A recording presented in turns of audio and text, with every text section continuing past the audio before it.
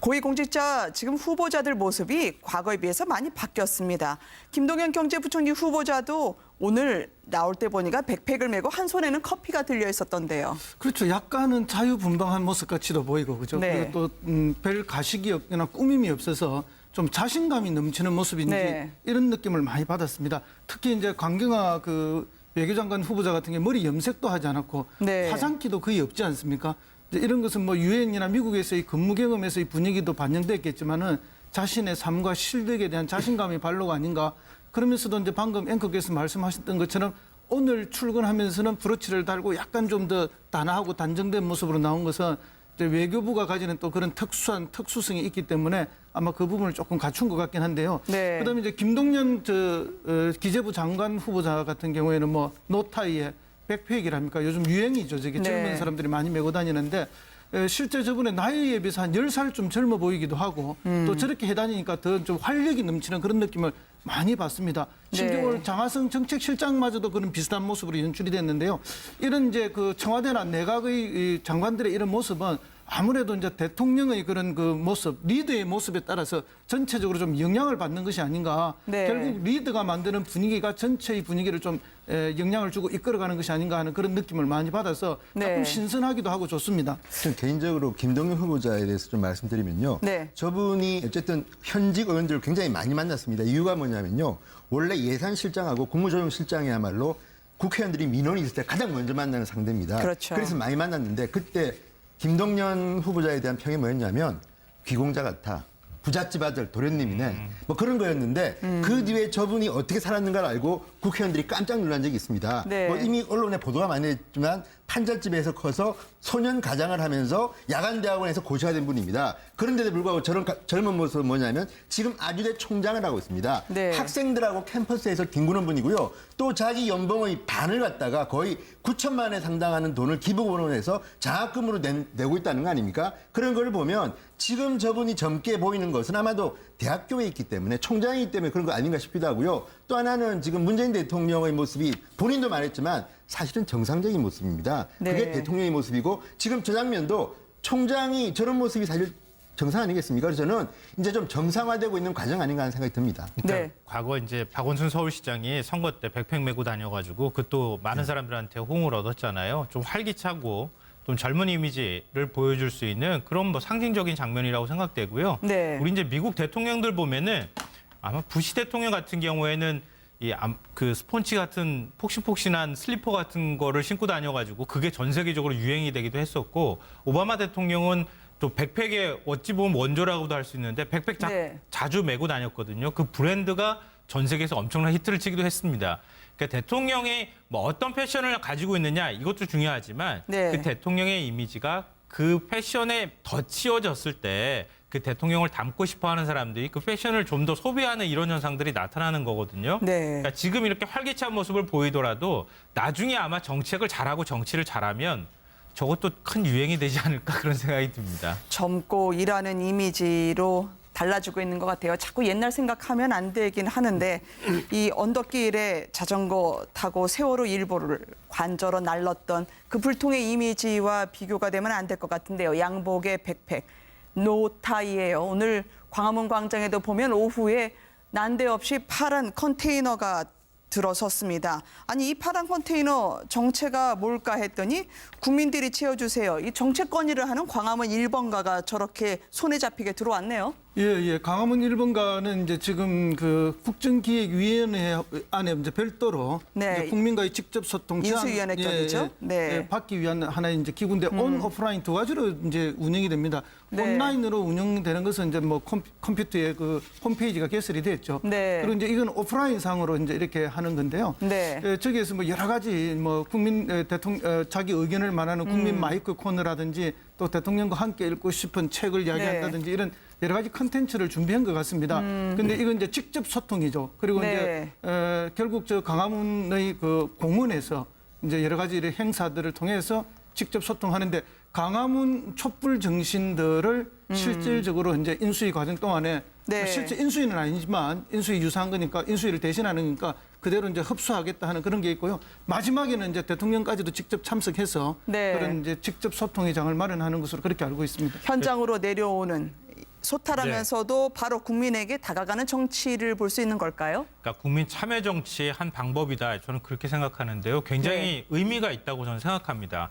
왜냐하면 대통령이나 정부를 한번 그 대통령을 선출하고 정부를 구성하면 5년 동안 국민의 목소리를 듣든지 안 듣든지 그거는 네. 곧 대통령의 의지나 정부의 의지처럼 받아들여졌습니다. 그러니까 국민은 국민의 선택이나 국민의 목소리를 전달할 방법이 별로 마땅치가 않았거든요. 네. 근데 저런 방식으로 국민들이 어떤 의안이라든가 국민들의 정책이나 이런 것들을 제안하고 그걸 또 정부가 적극적으로 수용하는 거 일종의 이제 참여 정치의 한 방법이다. 네. 그리고 지금 우리가 가지고 있는 이 대의민주주의 체제의 어떤 그 구멍이라든가 이런 허점들을 메워줄 수 있는 방법이기 때문에 이런 전 세계에서 이런 방식들을 많이 선택하는데요.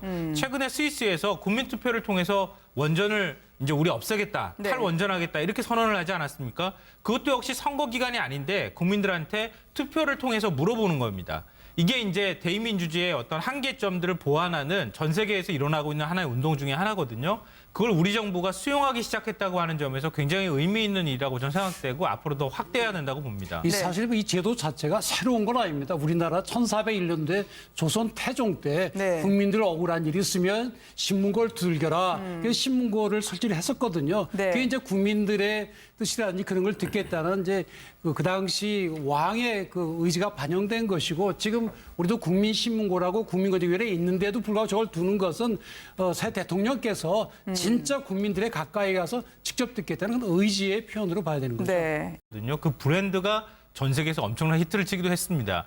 그러니까 대통령이 뭐 어떤 패션을 가지고 있느냐 이것도 중요하지만 네. 그 대통령의 이미지가 그 패션에 덧씌워졌을 때 그 대통령을 닮고 싶어하는 사람들이 그 패션을 좀 더 소비하는 이런 현상들이 나타나는 거거든요. 네. 그러니까 지금 이렇게 활기찬 모습을 보이더라도 나중에 아마 정책을 잘하고 정치를 잘하면 저것도 큰 유행이 되지 않을까 그런 생각이 듭니다. 젊고 일하는 이미지로 달라지고 있는 것 같아요. 자꾸 옛날 생각하면 안 되긴 하는데 이 언덕길에 자전거 타고 세월호 일보를 관저로 날렀던 그 불통의 이미지와 비교가 되면 안 될 것 같은데요. 양복에 백팩, 노타이예요. 오늘 광화문 광장에도 보면 오후에 난데없이 파란 컨테이너가 들어섰습니다. 아니 이 파란 컨테이너 정체가 뭘까 했더니 국민들이 채워주세요. 이 정책 건의를 하는 광화문 1번가가 저렇게 손에 잡히게 들어왔네요. 예. 광화문 1번가는 이제 지금 그 고위공직자 지금 후보자들 모습이 과거에 비해서 많이 바뀌었습니다. 김동연 경제부총리 후보자도 오늘 나올 때 보니까 백팩을 메고 한 손에는 커피가 들려 있었던데요. 그렇죠. 약간은 자유분방한 모습같이도 보이고 그죠. 네. 그리고 또 별 가식이 없거나 꾸밈이 없어서 좀 자신감이 넘치는 모습인지 네. 이런 느낌을 많이 받았습니다. 특히 이제 강경화 그 외교장관 후보자 같은 게 머리 염색도 하지 않았고 네. 화장기도 거의 없지 않습니까? 이제 이런 것은 뭐 유엔이나 미국에서의 근무 경험에서의 분위기도 반영됐겠지만은 자신의 삶과 실력에 대한 자신감이 발로가 아닌가. 그러면서도 이제 방금 앵커께서 말씀하셨던 것처럼 오늘 출근하면서는 브로치를 달고 약간 좀 더 단아하고 단정된 모습으로 나온 것은 이제 외교부가 가지는 또 그런 특수성이 있기 때문에 아마 그 부분을 조금 갖춘 것 같긴 한데요. 네. 그다음에 이제 김동연 기재부 장관 후보자 같은 경우에는 뭐 노타이에 백팩이랍니까? 요즘 유행이죠. 저게 네. 젊은 사람들이 많이 메고 다니는데 실제 저번에 나이에 비해서 한 10살 좀 젊어 보이기도 하고 국정기획위원회 안에 이제 별도로 네. 이제 국민과의 직접 소통 인수위원회격이죠. 네. 받기 위한 하나의 이제 기구인데 온 오프라인 두 가지로 이제 운영이 됩니다. 네. 온라인으로 운영되는 것은 이제 뭐 컴퓨터에 그 홈페이지가 개설이 됐죠. 네. 그리고 이제 이건 오프라인 상으로 이제 이렇게 하는 건데요. 네. 저기에서 뭐 여러 가지 뭐 국민 대통령 자기 의견을 말하는 국민 마이크 코너라든지 또 대통령과 함께 읽고 싶은 책을 이야기한다든지 네. 이런 여러 가지 컨텐츠를 준비한 것 같습니다. 근데 이건 이제 직접 소통이죠. 그리고 네. 이제 결국 저 강화문의 그 공원에서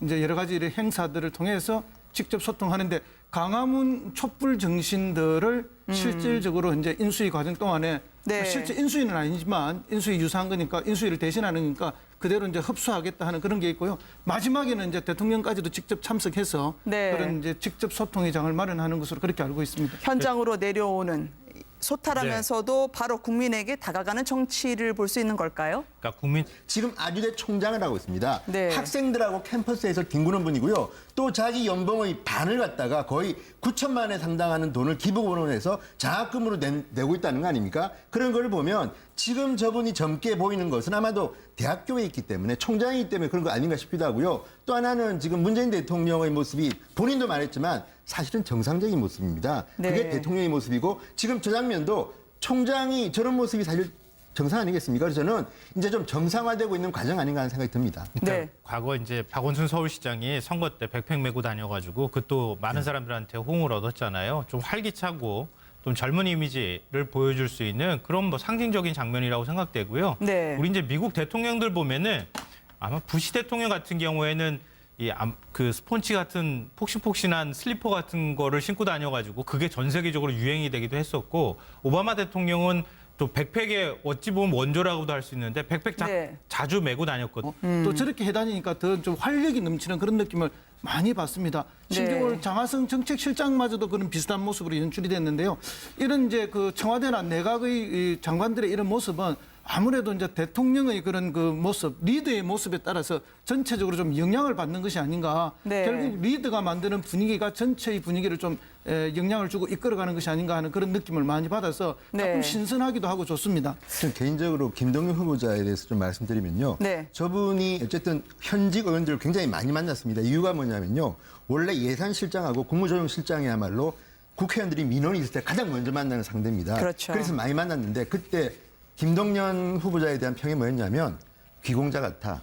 부잣집 아들 도련님이네. 뭐 그런 거였는데 그 뒤에 저분이 어떻게 살았는가를 알고 국회의원들이 깜짝 놀란 적이 있습니다. 네. 뭐 이미 언론에 보도가 많이 됐지만 판잣집에서 커서 소년 가장을 하면서 야간대학원에서 고시가 된 분입니다. 그런데도 불구하고 저런 젊은 모습은 뭐냐면